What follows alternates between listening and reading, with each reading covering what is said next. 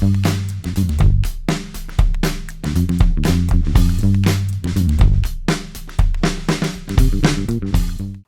welcome back. This is Catch Up with Sam. This is the third session.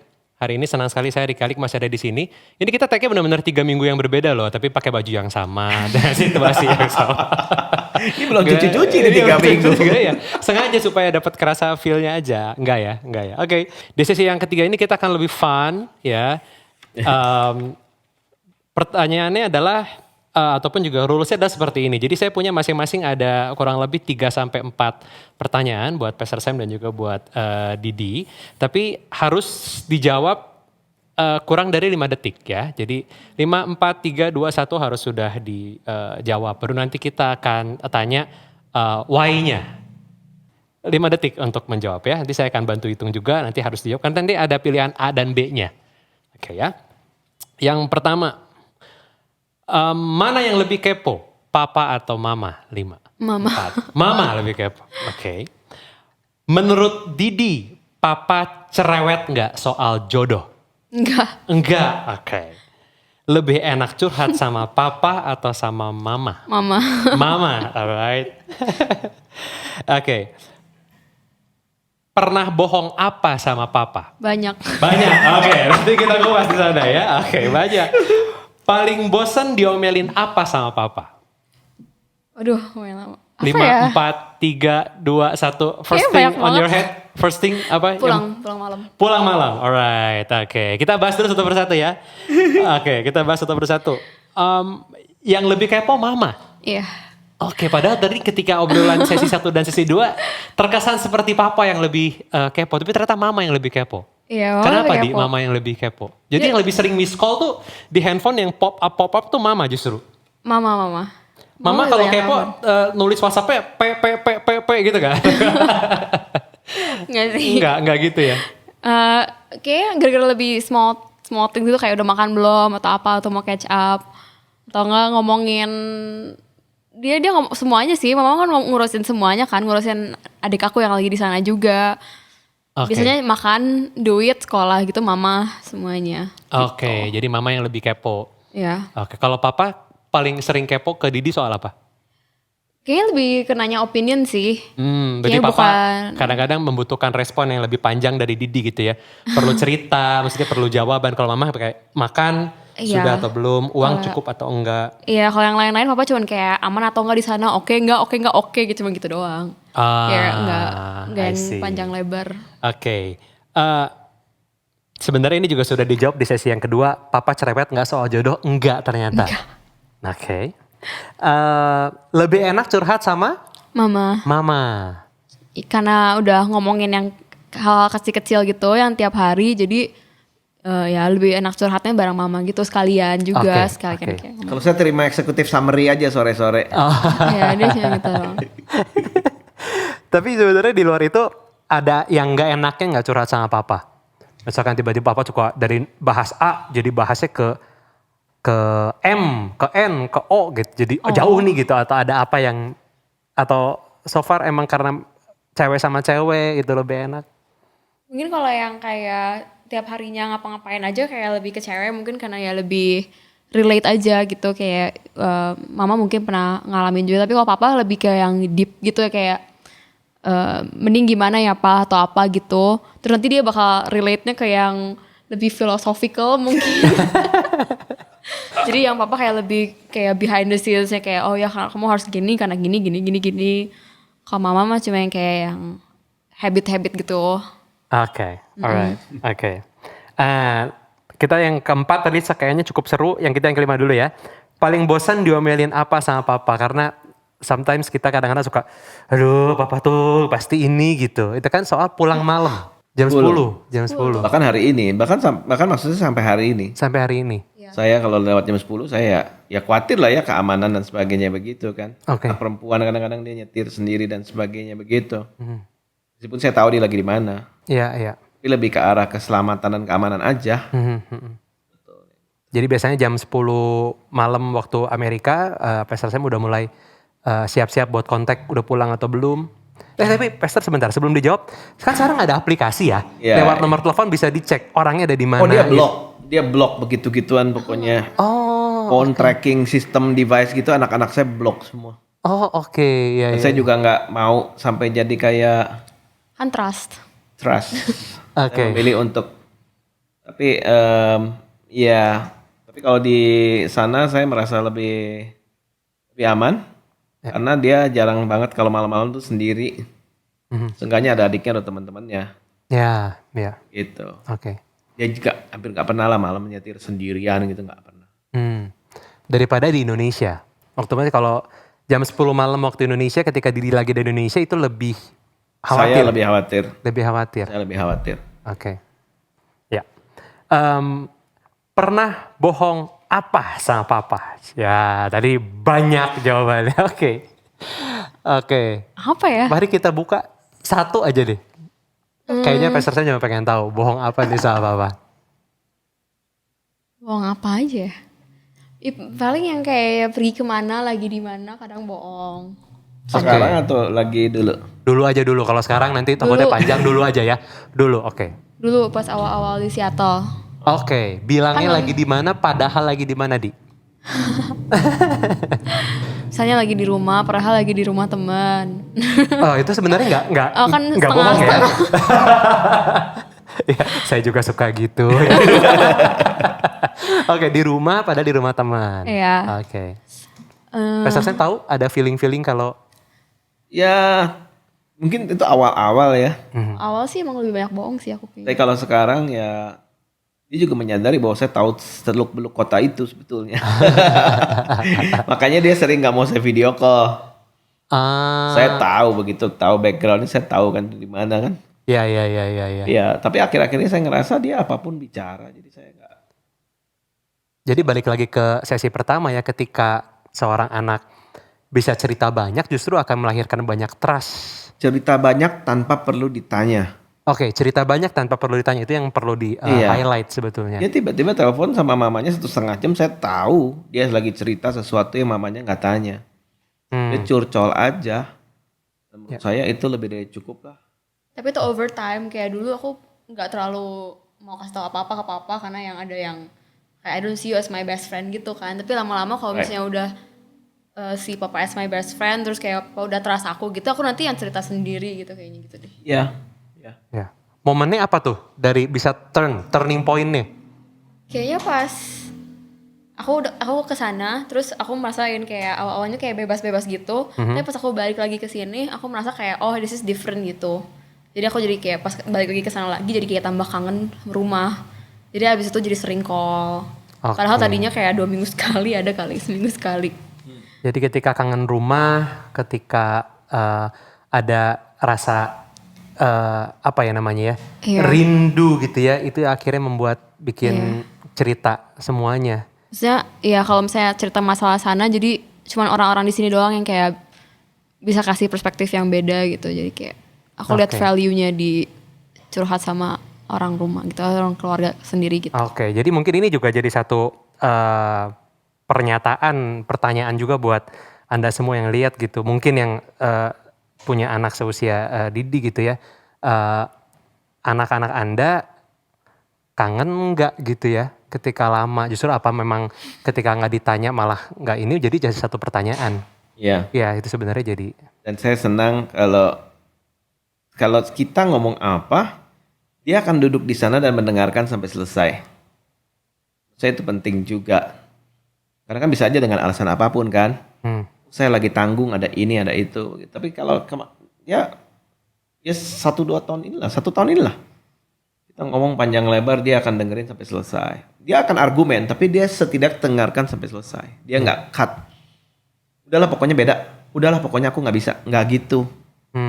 Jadi kan membuat kita juga sebagai orang tua makin semangat untuk menjadi temannya dia. Ya. Terus untuk anak-anak juga harus mengerti bahwa orang tua memang kadang-kadang repetitif, tapi kalau mereka didengarkan mereka akan lebih konklusif. Dan padahal argumen itu sebetulnya cukup reasonable ya. Pastor ketika bilang, Ya. aku kan orangnya beda, aku produk 2000 sekian, Ya. papa mama produk 1900 sekian. Dan dia argumen belum tentu ujung-ujungnya menentang total kan. Ya. Tapi kan memang harus tahu why-nya kan. Nah, saya belajar sama anak-anak saya, dia tadi bilang filosofis, sebetulnya lagi pengen menjelaskan ini why-nya sih. Hmm. Gitu ya. Dan saya rasa itu it's an art lah yang parents semua harus belajar juga. Ya. Jadi nggak cukup dengan perintah, tapi mengapa ini baik buat kita, buat kamu, buat semua orang. Oke. Ada nggak nih Di, sebelum kita ke bagian papa, Didi yang merasa bahwa, oh ini toh maksudnya papa cerewet 5-7 tahun yang lalu tuh maksudnya buat ini toh gitu. Padahal dulu ketika dikasih tahu ini berontaknya minta ampun, misal. Mungkin yang kayak pilih teman-teman yang baik. Awal-awalnya kan diomongin kan, kayak oh ya harus pilih teman yang gini, yang baik, yang build you up gitu. Aha. Terus aku kan awal-awal kesana kan emang mau temenannya sama semua orang gitu. Oke. Terus lama-lama aku jadi menyadari bahwa kayak ada yang gak bener lah, ada yang cuman makai aku lah gitu-gitu. Jadi kayak learn it the hard way aja. Oke. Dan ternyata akhirnya sekarang tahu ya. Iya, jadi didengerin abis itu. Oke. Sebagai orang tua juga saya rasa orang tua lain mungkin bisa belajar bahwa value itu tidak bisa dipaksakan. Value itu harus bisa dialami oleh si anak dan dia memutuskan itu berharga atau tidak. Saya bisa khotbahin dia tentang value dan culture. Tapi kalau dia nggak nganggap itu valuable, contoh anak umur 1 kita kasih emas batangan, mungkin dia buang. Dia pilih boneka yang jelek mungkin. Iya. Karena dia nggak ngerti value-nya. Saya rasa begitu dia mengalami value itu, dia baru ngeh gitu ya, oh maksudnya itu. Jadi tugas saya sebagai orang tua bukan untuk memaksakan value, tapi mengizinkan Tuhan memimpin dia untuk mengalami value itu berharga. Ya. Ada momennya ya. Ada momen yang mungkin momen yang tidak bisa dipaksakan. Benar? Ya. Iya. Oke. Buat Pastor Sam, 5 detik ya. Ya. Kita masuk sesi Pastor Sam, oke. Didi nanti kalau mau nambahin nanya Pastor Sam 5 detik jawab juga boleh ya. Alright, oke. The first question, 5 detik Pastor Sam, kenakalan Didi yang belum terlupakan. Kenakalan dia yang belum terlupakan adalah dia waktu itu pernah saya time out. Time out artinya adalah kamu nggak boleh keluar dari kotak itu. Oke. Dia nakal dan kemudian kamu nggak boleh keluar dari kotak itu. Umur berapa tuh Pastor? 2,5, Oke. 3 gitu kan. Time out kan. Ya. Nggak selalu harus diapain dong maksudnya. Time out. Dan itu kakinya bisa dia bener-bener ke batasnya. Itu Didi itu. Oke dikasih 2 tehel. Kaki dia di batas daripada 2 tehel. Sambil ngeliatin kita. Oke. Aku gak kemana-mana. But I'm on the border of your edge. Of your patience. Jadi saya ngerti. Maksudnya dia. Dan saya ngeliat itu. Saya gak marah. Saya ketawa aja sama istri saya. Lihat tuh anak tuh. Istri saya cuma bilang. Ya anak lu lah. Kayak gitu. Kalau lihat itu masih ingat enggak ya? Udah. Enggak, tapi aku mirip-mirip kayak gitu sih pasti orangnya. Oke, justru yang kayak gitu-gitu malah lebih buat orang tua malah jadi lebih aman gak sih, Mister?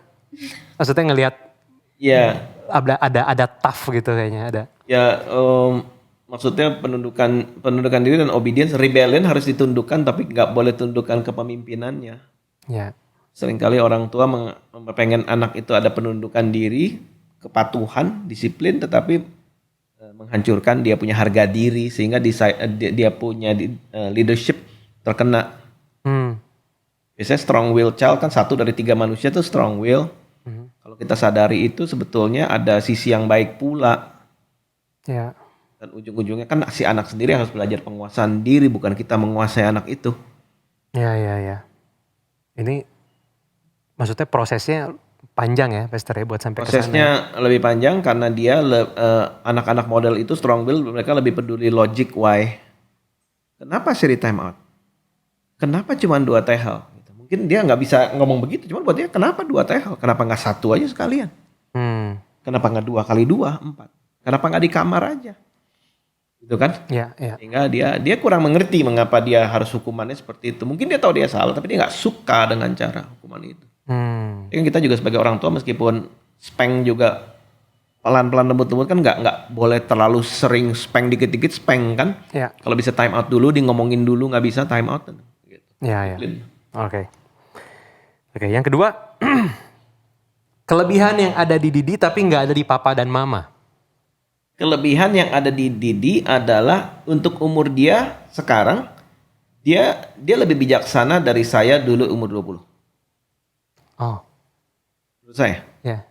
Dia Apa bisa, ya contoh realnya? dia bisa Pastor? menahan dia kalau ngomong udah lebih taktis dan lebih politis, polite lah. Iya. Iya. Gitu ya. Kalau saya dulu umur 19, 20, 21, kalau saya nggak suka, saya ngomong nggak suka.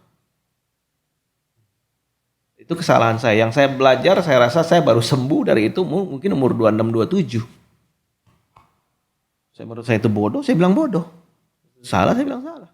Saya bilang nggak mau, saya nggak mau. Tanpa dengan cara-cara yang lebih supel begitu ya. Iya, iya. Tapi dia sekarang udah lebih nangkep daripada saya urusan kayak begitu. Basic leadership principle sebetulnya yang saya nggak kuasai di umur 20. Oke. Gitu. Apakah itu karena pola didik atau memang karena kemajuan zaman yang udah seperti sekarang lebih serba cepat? Mungkin karena ketika mereka tumbuh dewasa, mereka melihat kita juga sudah berubah. Iya. Jadi dia mungkin nggak mengalami saya yang umur 27, dia masih terlalu kecil kan. Iya. Begitu. Tapi saya belajar untuk komunikasi dengan baik itu ya di umur-umur segitu baru Tuhan ya kayak klikin aja gitu. Wow. Oke. Ini nggak menguntungkan buat semua orang begitu. Iya. Gitu sih. Oke. Yang ketiga, ini mungkin akan dijawab cepat. 2 pertanyaan yang berikutnya. Lebih senang Didi jadi full timer apa jangan? Personally. Jangan dulu. Jangan dulu. Oke, Jangan dulu. Jangan dulu. Nanti kita akan bahas, kita akan mundur ke sana ya. Oke. Menurut tebakan Pastor Sam, Didi pernah backstreet atau enggak? Saya rasa kalau sampai official backstreet saya rasa tidak pernah. Tidak pernah ya. Show backstreet. Oke. Maksudnya benar-benar bilang sama orang tuh jadian, tapi Aya nggak tahu. Kayak kalau benar-benar officially bilang jadian sama orang, I don't think you that type of person juga. Oke. Nanti kita akan mundur ke sana. Dan terakhir, pernah marah banget nggak sama Didi? Pernah ya? Oke, tahan dulu di sana. Kita mundur ke yang ketiga dulu. Lebih senang Didi jadi full timer apa jangan? Jangan dulu. Oke. Jangan dulu. Karena untuk menjadi full timer apalagi dalam kapasitas kepemimpinan, dimensi yang diurus terlalu banyak, terlalu besar, terlalu luas. Gitu. Karena urusan orang tuh banyak. More people, more problem. Ya. No people, big problem. Ya. Sekarang misalnya Tuhan boleh izinkan tumbuhkan gereja, ada banyak orang, tipe manusia berbeda-beda. Dan itu membutuhkan set of skills yang kita bisa dapatkan di 2 tempat, di rumah Tuhan dan di marketplace. Marketplace, ya. Dan saya rasa ketemu betul-betul perangai dan kemudian karakter orang di marketplace itu bisa dibawa ke dalam pelayanan dalam gereja. Oke. Karena saya sendiri pernah di marketplace. Kalau ditanya lebih susah mana marketplace sama ngurus gereja? 1000 kali lebih susah ngurus gereja. 1000 kali lebih susah 1000 ngurus kali gereja. lebih susah. Contoh, kalau di perusahaan kita nggak suka, kita bisa 6 bulan depan terakhir ya. 1, 2, 3. Mana mungkin jemaat bisa diperlakukan seperti itu. Butuhkan satu set of skill sekali lagi yang bisa didapatkan dari mana-mana. Gitu. Dan kalau memang itu panggilannya Didi, tentu saya senang, tetapi dia harus bisa membuktikan dulu dia bisa menyelesaikan perkara-perkara yang di luar. Oke. Gitu. Ya, jadi dapat input dulu dari marketplace, berkembang dulu sedemikian rupa karena mengurus di gereja sebagai full timer 1000 kali lebih sulit. Kalau saya merasanya demikian. Iya, ya. Oke. Karena tadi kata-katanya adalah jangan dulu, berarti kalau misalkan ada 2 option, wanita karir atau jadi full timer for long time ya, for good gitu. Pastor saya pilih Didi jadi full timer atau jadi wanita karir? Saya pengen dia jadi wanita karir. Wanita karir ya. Wanita karir. Dia kan bukan berarti dia tidak melayani. Iya, iya. Gitu. Oke. Tapi dia harus bisa explore, dia punya semuanya yang memang ada di otak dia, hati dia. Dia harus explore dulu. Karena kalau panggilan dari Tuhan tuh dia nggak akan bisa lari. Iya. Nggak akan bisa lari juga. Oke. Gitu Di? Iya. Oke. menurut tebakan Pastor Sam, Didi pernah backstreet atau enggak? Enggak ya. Yang official mungkin enggak. Tapi Enggak. kalau yang Suka-suka orang saya rasa sebagai manusia pasti ada lah ya. wajar ya. Kan dari kecil kali. Gitu. Tapi kalau untuk official bilang ya udah gue jadian sama lu, saya rasa tidak. Saya rasa tidak karena karakter dia nggak gitu juga. Iya. Kalau Anda nonton dari sesi 1 dan sesi 2 sebenarnya Anda akan agree sebetulnya dengan jawaban itu gitu ya. Tapi kita kan sebenarnya nggak pernah tahu apa yang ada di kepalanya Didi. Ya kan? Oke, dan terakhir pernah marah banget apa sama Didi? Kalau selama dia di Indonesia saya nggak pernah marah banget. Banget sampai masukin hati sampai saya sakit hati tuh nggak pernah. Di Seattle sampai saya sakit hati juga nggak pernah. Oke. Tapi saya lebih marah frustrasi sama keadaan di mana saya tidak ada di situ untuk melihat yang sebenarnya. Oke. Iya. Jadi sangat jahat itu yang namanya kata orang. Kata orang. Ternyata nggak ada juntrungannya juga begitu. Dan itu pernah atau kategorinya sering Pastor Sam dengar Cuma kata satu kali. orang? Cuma satu kali itu. Ya. Sehingga saya harus cek betul-betul dari banyak orang yang tadi saya bilang dia lagi di mana, sebetulnya apa yang sedang terjadi, dia lagi sama siapa dan sebagainya begitu. Tapi saya bukan marah sama Didi, saya marah sama keadaan di mana saya tidak mengetahui. Tapi sejak itu justru hubungan kami berubah, trustnya berubah drastis sekali. Karena ketika itu terjadi, sampai saya telepon temennya dan temennya confirm lagi bahwa dia benar, ya saya kan nggak enak ya. Dia nangis di telepon dan bilang, "Papa harus sampai kayak gitu ya? Teleponin my friends. Nggak cukup kalau aku bilang aku tidak, itu nggak cukup ya?" Dek, kena saya. Ya. Dan itu saat itu Tuhan tegur saya. Tuhan tegur saya kayak gini. Kamu di dunia hidup bisa berapa lama sih jagain anak-anak kamu? You not gonna live forever juga. Ya. Suatu hari dia akan jadi tanggung jawab suaminya dia dan sebagainya. You're not gonna be there forever. Bagaimana kalau mulai sekarang kau percayakan dia kepadaku?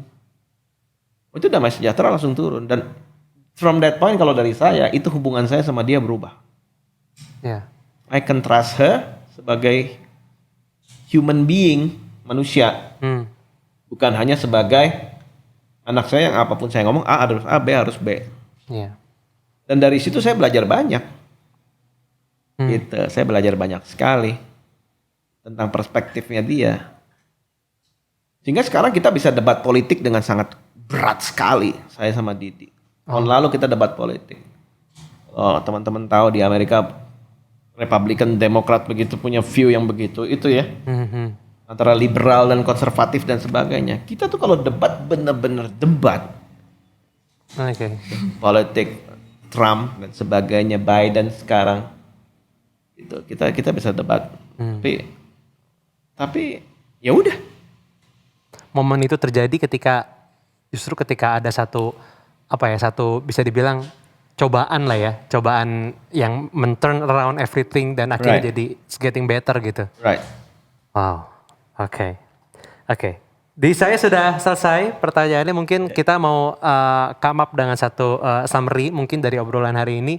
Dari Didi mungkin ada yang mau disampaikan buat Papa, apa yang mungkin selama ini belum pernah tersampaikan. Even mungkin apapun itu, misalkan tadi kalau soal trust saya rasa kayaknya sudah terjawab juga. Mungkin ada yang lain mungkin mau disampaikan buat Papa? Apa ya, I don't know, I talk to you a lot. Kayak gak ada yang gak pernah diomongin gitu. Jadi sih. semua udah diomongin atau mungkin Semua ada yang diomongin. Aku belum pernah ngomong ini sih ke Papa, tapi mungkin kesempatan hari ini bisa. Apa ya, mungkin kayak Papa itu kayak the rock of the family gitu. Yang kayak apapun mood Papa, tone Papa yang Papa kayak keluarin gitu, kayak kita bakal ke efek gitu ke semua, ke berempat yang lain gitu. Jadi kalau Papa sedih, kita jadi sedih gitu. Jadi kayak dia benar-benar contoh yang kita lihat gitu sih. Oke. Jadi tiap hari aku juga doa kayak God please bless Papa, biar Papa kayak be wise in every decision that he make. People tuh ada yang mungkin takutnya ada orang yang jahat ke Papa, atau nggak Papa kayak melenceng sedikit gitu. Kayak I feel like kayak benar-benar perlu guidance Tuhan buat kayak, karena Papa itu rock of our family, everything that Papa does kayak we do too gitu. Jadi kayak Iya, iya. minta ya gitu. Jagain gitu ya. Oke. Dari Pastor Sam, mungkin ada yang selama ini belum pernah tersampaikan sama Didi, apapun itu, message atau ada satu pernyataan atau apa mungkin Didi jangan terlalu lebih cepat kayak angkat telepon atau atau apa gitu, Oh, atau well, spend more time, jangan 2 kali seminggu, jangan 2 minggu sekali, seminggu setengah sekali lah gitu, atau apa? Kalau dia nggak angkat telepon, saya akan telepon tiap 15 menit anyway. Kalau saya untuk Didi, karena kita ngomong banyak juga, kalau saya sih sama dia, saya harapannya dia cepat selesai sekolah. Oke. Karena the next season gonna be exciting untuk dia, feel with excitement. Dan saya cuma pesan sama dia, kalau sampai Tuhan izinkan kamu jadi orang berhasil, never neglect mission. Saya nggak pusing dia kalau jadi full time apa enggak. Tapi dia harus peduli sama humanitarian. Ya. Orang susah apapun yang dia bisa lakukan, dia bisa. Dia harus mampu untuk melihat penderitaan dan kesusahan yang ekstrim. Saya rasa orang bisa sukses apapun, tapi kalau dia terbiasa untuk melihat penderitaannya ekstrim, ekstrim poverty, ekstrim injustice, mungkin Indonesia cukup baik lah, mungkin di mana gitu kan. Ya. Itu akan balance dia menjadi pribadi yang tidak selfish. Oke. Because I don't like selfish people. Gitu. Ya, Itu aja harus pesan saya. melihat yang luar supaya tahu harus seperti apa untuk bertindak ke depannya gitu ya. Ya. Kurang lebihnya. Oke. Untuk yang lagi nonton mungkin Didi, buat teman-teman seusia Didi yang lagi nonton, mungkin they have their own stories about their parents gitu. Mungkin Didi mau bilang kalau orang tua kalian lagi begini, mungkin sabar dulu aja atau apa mungkin yang mau disampaikan? Apa ya? Yang bener-bener kayak change my view about parents atau apa. Kayak they do everything buat kalian juga gitu. Jadi kalau sering dimarah-marahin kayak dulu pas lagi teenager gitu, kayak it's all for your own sake gitu. Mungkin kadang kalian lihatnya juga kayak it's for my parents reputation doang. Itu mah cuma biar orang tua gue kelihatannya kayak good gitu kayak. Tapi try to understand them mungkin kayak gitu. It's okay to ask questions, tapi jangan kayak lagi membantah gitu. Tapi kayak it's good to ask questions. Oke, boleh kok nanya sama papa mama gitu ya. Mungkin itu yang mau disampaikan dan mungkin dalam beberapa tahun ke depan juga mungkin akan tahu alasannya kenapa gitu ya. Prestasi mungkin? Ya kalau dari saya, jangan pernah mencoba untuk jadi perfect family. Jangan pernah mencoba untuk kelihatan seperti perfect family. Itu kebohongan luar biasa. Tidak ada yang namanya perfect family. Tetapi usul saya mencoba semampunya kita sebagai healthy family. Karena healthy things will grow. Gitu. Jangan cover up everything to appear perfect. Karena lelah sekali untuk appear perfect. And it's gonna be fishy, artinya amis lah. Kalau kita try to appear perfect, amis, dan orang bisa cium amis dari 1 kilometer. Gitu, trust God. Karena apapun yang Tuhan mulai, dia akan selesaikan dengan baik. Grace doa saya untuk semua keluarga. Gitu. Oke, thank you Didi, thank you Pastor Sam. Terima kasih itu dia untuk sesi ketiga Catch Up with Sam. Mungkin kita akan bikin another episode dengan Nathan mungkin. Dia udah wanti-wanti di mobil. Enggak mau.